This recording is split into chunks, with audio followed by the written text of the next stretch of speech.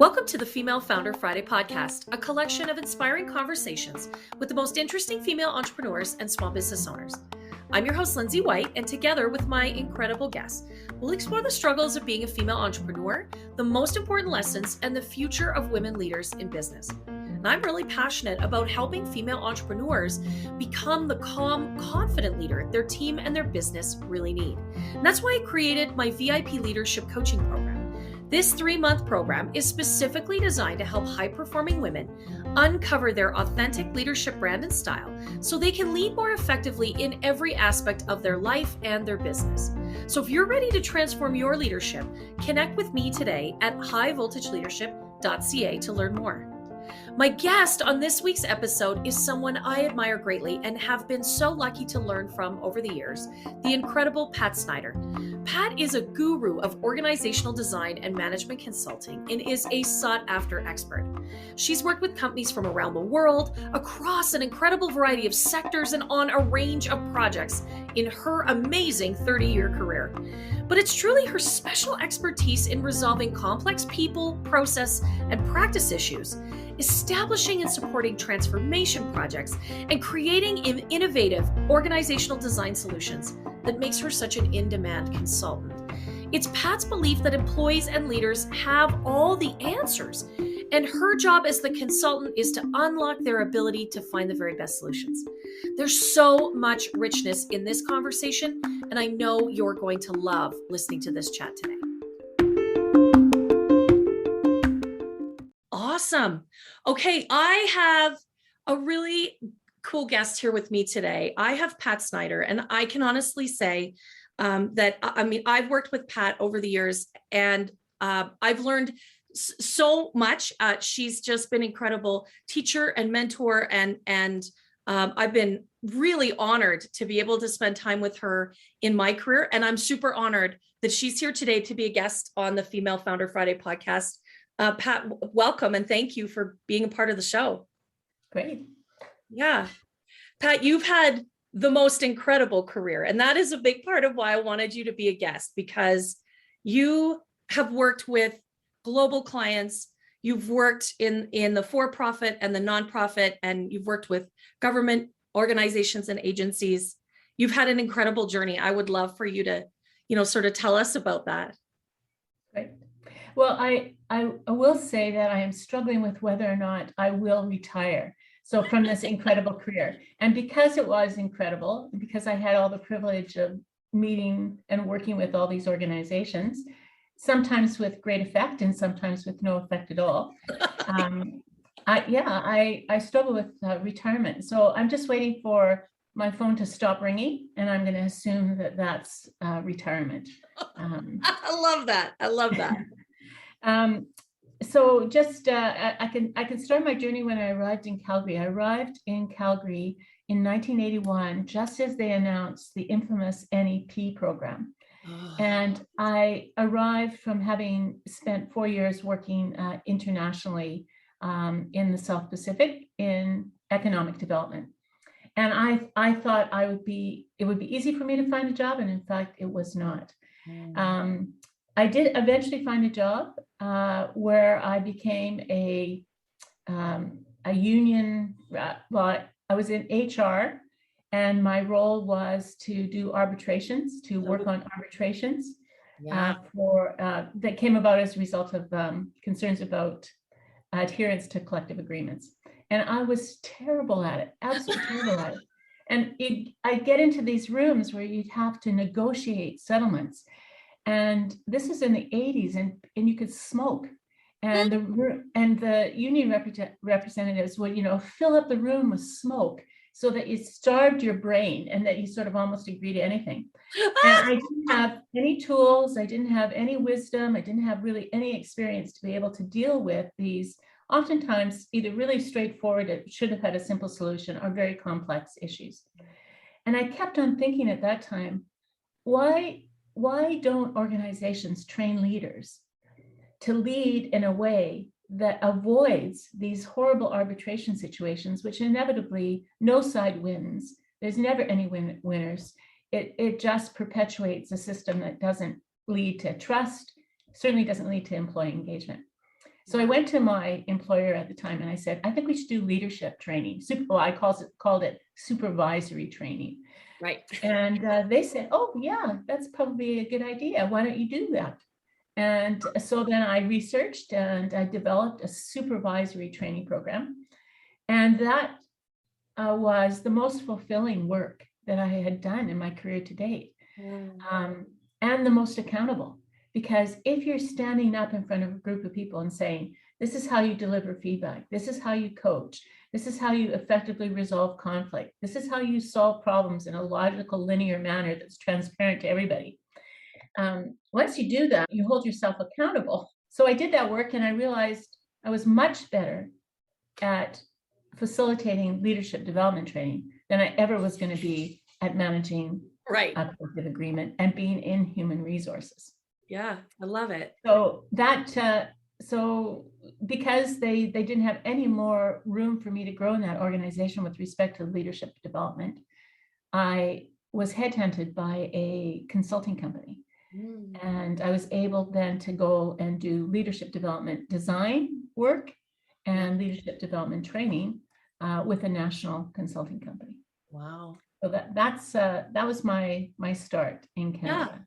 Yeah. I love it. Yeah. And so I just keep going around. Yeah. So I was with the national consulting company for 5 years, and I moved away from the design and the delivery of leadership development to more specific management consulting. And the reason for that move was, if you get a group of leaders together in a room, they have a tendency to complain about the most senior management. And when you dig down around what are their complaints, they are mostly about, I'm not clear about the strategy. I'm not clear about the goals. I'm not clear about how my contribution is actually contributing to the organization. I don't have clarity about my role. I really want to know where the company's going. And I thought, why aren't leaders doing that kind of work? That should be easy to clarify and to deliver to people.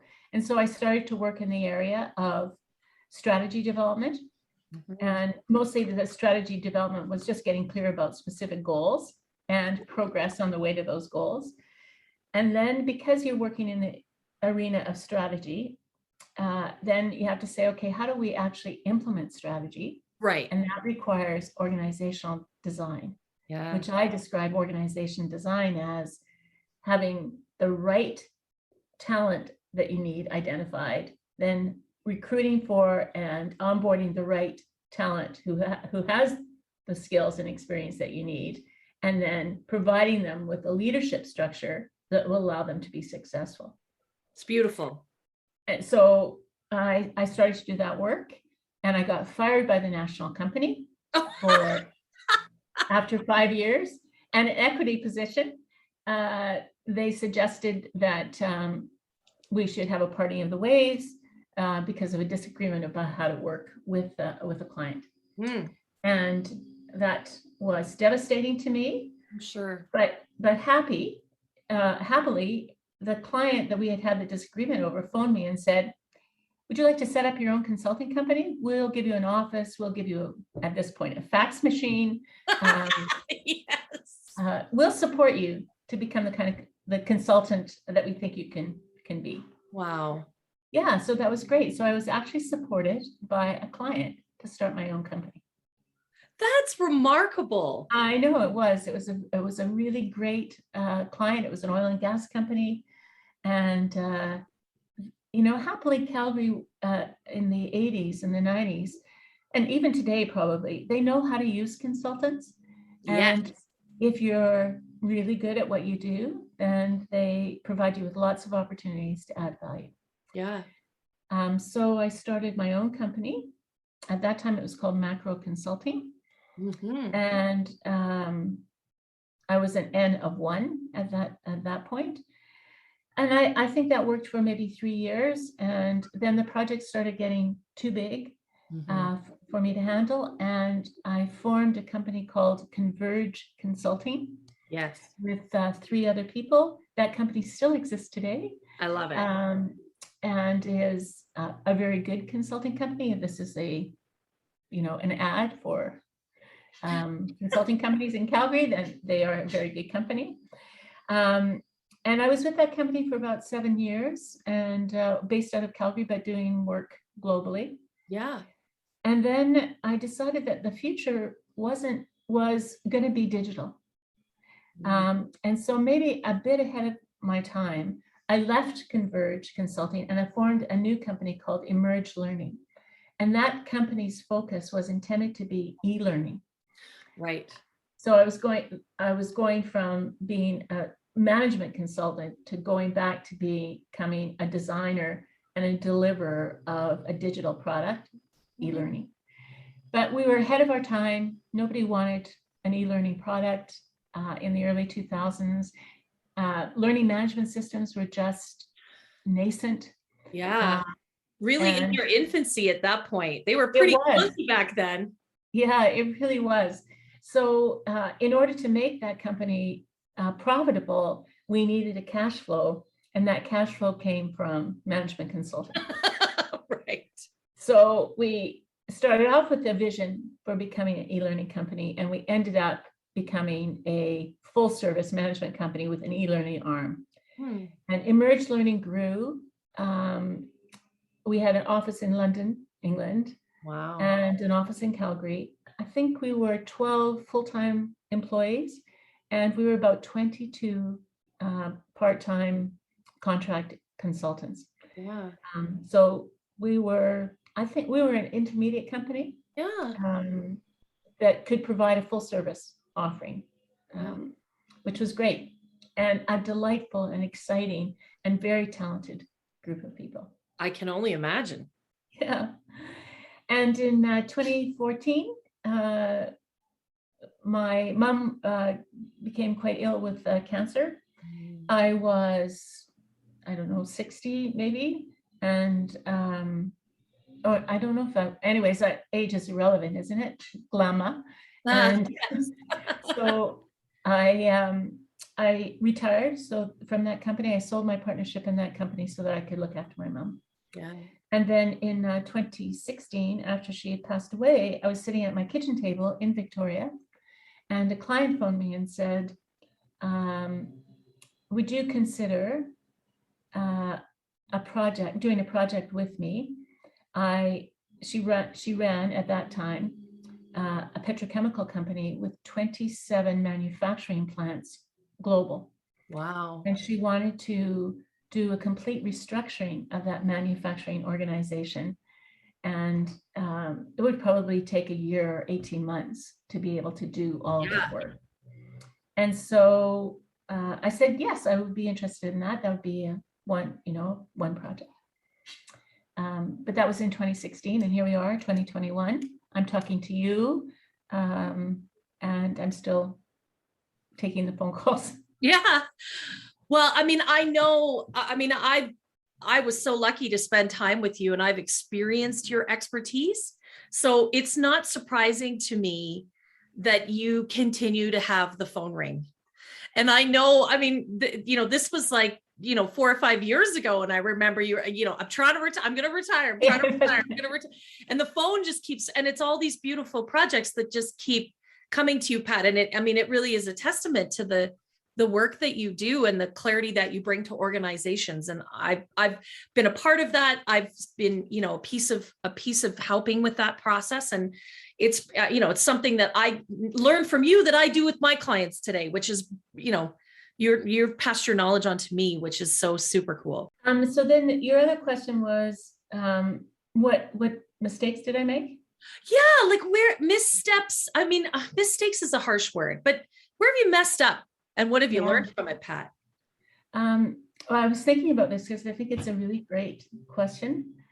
And I think where I had missteps, a big mistake, I missed the window, was because I had the skill set of actually being a consultant, and I could be a rainmaker and bring in the clients. I paid attention to that, and I paid attention to actually delivering on the projects, as opposed to paying attention to working on the business. So of course we had a vision. Of course we had a strategy. Of course we had specific annual goals. Of course we were wise enough to put in place a practical operating plan for a small entrepreneurial company. We did all of that. But as a partner, as a founding partner, I didn't pay enough attention to working on the business. And I can't say that I did the great job that was required to really coach good talent. Unless they were tagging along with me and they could get me as a role model, which was a learning experience, either flawed or good, whatever. Yeah. I didn't work on the business. I was an owner and I was an individual contributor, but I didn't do the hard work of working on the business. And I think that was a big misstep. And I think a lot of female entrepreneurs end up in the same kind of situation where in order to ensure cash flow, they have to be out there. They have to be the face of the company. They don't take the time to do the work to support the actual business in a way that would make that business successful beyond them. I think that is, so first of all, thank you for sharing that, because that is a lovely piece of wisdom. And I think you're absolutely right. We get so head down working in the business that we forget we have to work on the business. And there is a distinction there, isn't there? Yeah, I think so. And, it's blurry. But, concretely, if I had spent more time developing systems or thinking through good processes or being part of discussions around what was the technology infrastructure support that would make our consulting more differentiated in the marketplace. Right. If I had stopped flying to work with all my clients and sat in the office and observed what was going on, I'm sure now in hindsight, we could have been even more successful. Because you were like, you didn't take your car to the office. You took a plane to the office, working with these incredible global clients. That was fun. You were in the air a lot. It was, but I think more. I don't know how people need to do this as female entrepreneurs, but we need to really see the diversity of what's going on out there in order to be more effective locally, especially in these days where everything is so polarized and everybody takes a single position as opposed to appreciating the diversity of thinking, culture, backgrounds, styles. I really, again, I think you're right. Your point about we need the cash flow, but we get really myopic in our own businesses, focusing really narrowly on sort of those deliverables, as opposed to popping your head up, looking around, thinking a little bit more strategically about what's happening in my local market, what's happening in the province, the country, what's happening here, even just in North America, right? What are they doing in the States? What are they doing in Europe, right? My consulting company should have hired a consultant to help us do that. Yes. And I think that probably, in hindsight, would have been a worthwhile investment.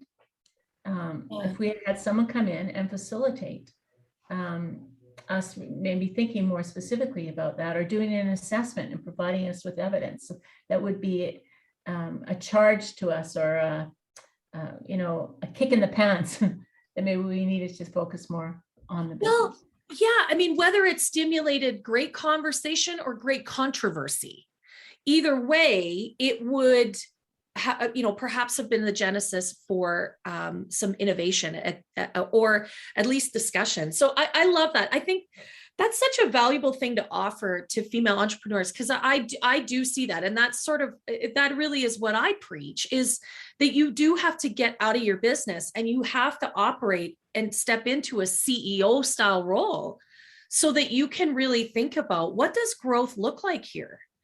Right?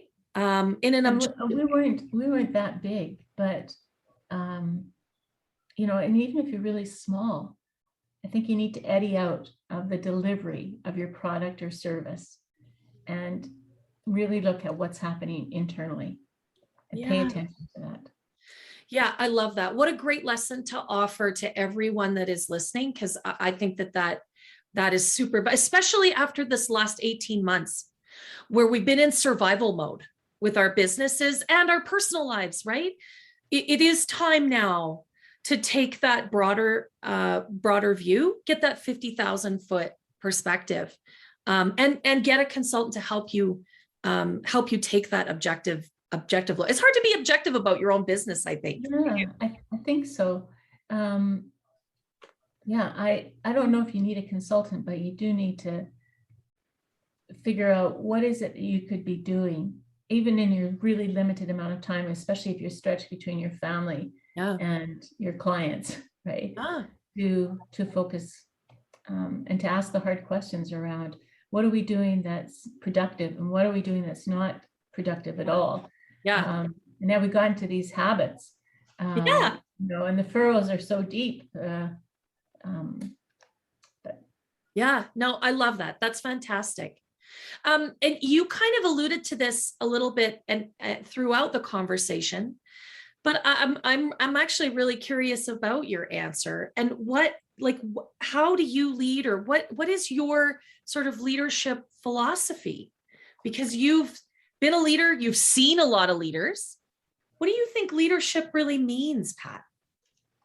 I do think I've had the privilege of witnessing, observing, and working with really, really great leaders, and then maybe examples of not so great and both of which are learning opportunities, I think. I only had two sort of things that sort of I think could be consistent in my leadership practice.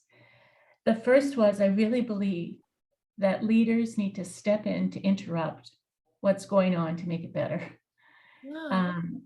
And if you position yourself as someone who is going to do the interrupting and has legitimacy, for women leaders particularly, has legitimacy to interrupt what's going on with evidence, with intent, and with a belief that, and this is the second thing I think would be consistent in my leadership, a belief that employees and teams always have the answer, and that what we need to do is unlock their genius.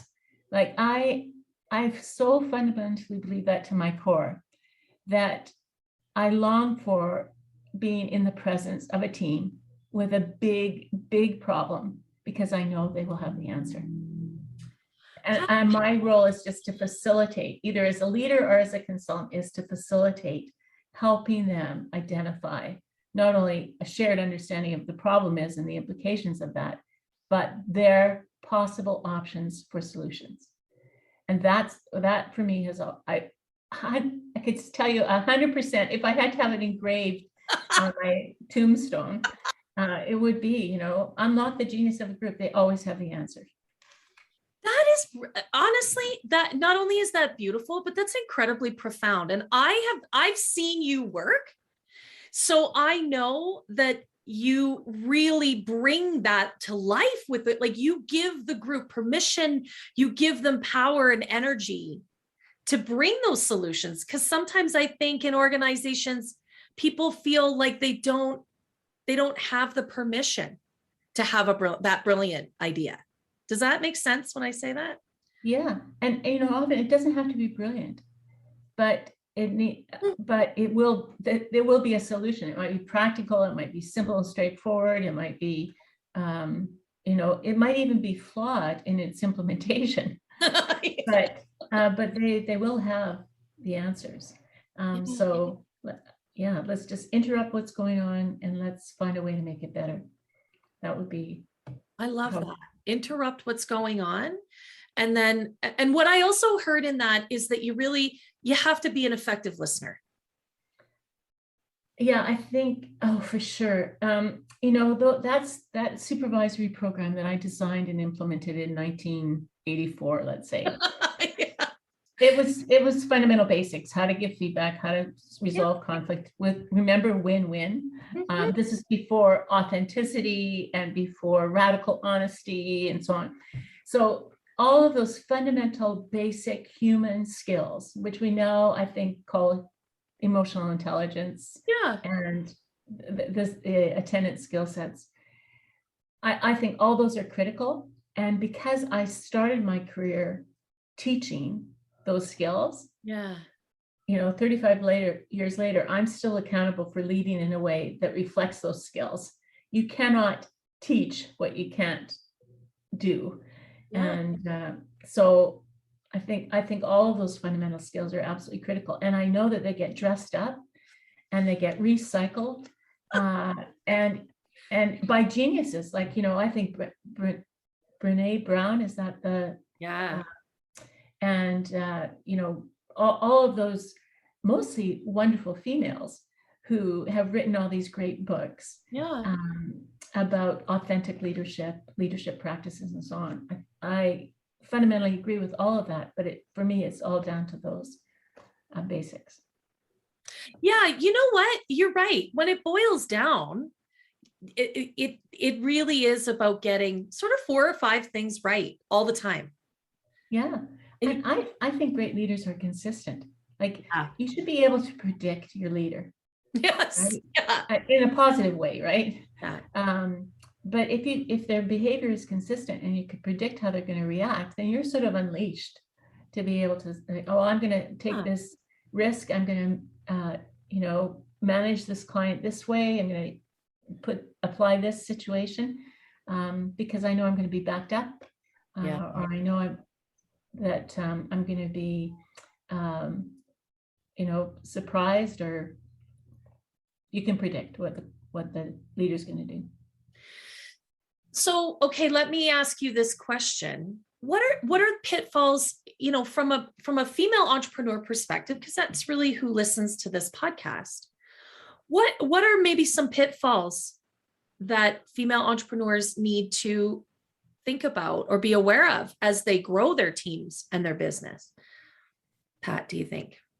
Oh, that's such a great question. And there's a lot of research out there about female entrepreneurs. Oh, yeah. And their mindsets and their approaches, their cautiousness versus risk-taking, their ability to live within a cash flow as opposed to just envision growth and go for it. I mean, there's all kinds of research out there, which I would recommend that everybody read. But one of the things that I consistently see, and was it part of my own experience, was around confidence. That your confidence, you could so easily be rocked by a single situation, a single episode with a banker or with a customer or with a client or with a service provider, that sort of rocked your confidence. I mean, I can remember negotiating a 7-year lease for a downtown Calgary office space, which was one of the most demoralizing confidence butt-kicking episodes ever. And I thought, why am I being why should I be put through the ringer? I'm not sure that the same questions and the same guarantees would be required of a male entrepreneur. Right. And, at this point, we've got a steady cash flow. We've got a 3-year balance sheet. I mean, we had all of the essentials to be able to negotiate a very good deal. Yeah. So, now I could have got angry because I'm assuming that there was lots of gender bias in the approach that was taken for that negotiation, which was a fairly a serious commercial commitment. Yeah. And I thought afterwards, the reason that that was so impactful for us is because it was a blow to our self-confidence. Right. And I think that's the lesson for women. Don't let the gender bias, don't let the complexity of some of these situations that are required for you to engage in, right? And maybe aren't part of your wheelhouse or skill set, right? I never negotiated a commercial lease, right? Lease improvements and so on. Don't let that get in the way of your confidence. Yeah. But I love that you said that, because I find that that's at the heart of a lot of the work I do with the clients, whether they're solopreneurs who are looking to build their business and their team, or whether they have a team already and are really ready to grow and expand.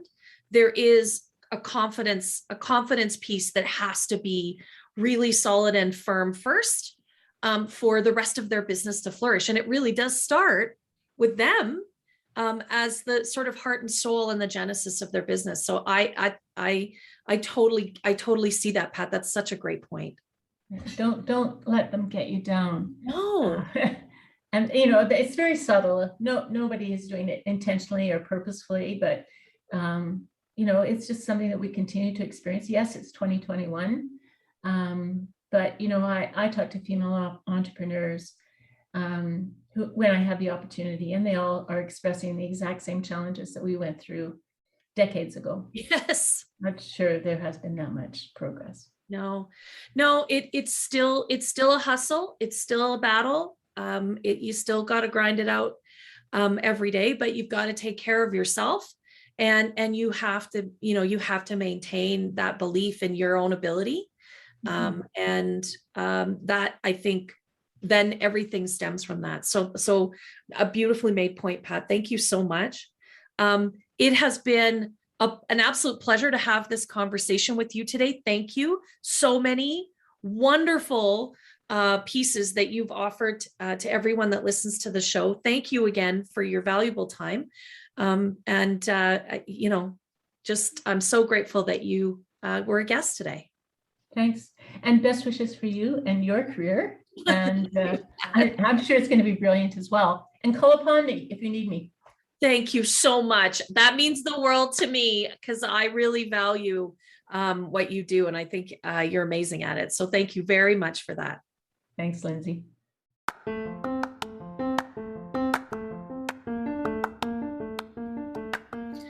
To everyone tuning in today, thank you for listening to the Female Founder Friday podcast. I really loved Pat's message, not to let the gender bias that we still experience today as female entrepreneurs impact our confidence and our belief in our own abilities to really create beautiful and powerful businesses. You can find more about Pat and what she does on her website, macroconsulting.com, and she's also on LinkedIn as Pat Schneider. And of course, you can find me on Instagram at High Volt Leadership. The Female Founder Friday podcast has a goal to impact 1,000 listeners, and it would really mean the world to me if you left this episode a 5-star review and shared it with all of your friends. Let's engage 1,000 female entrepreneurs and really amplify the message. Thanks again for being a part of the show, and don't forget to connect with me at highvoltageleadership.ca.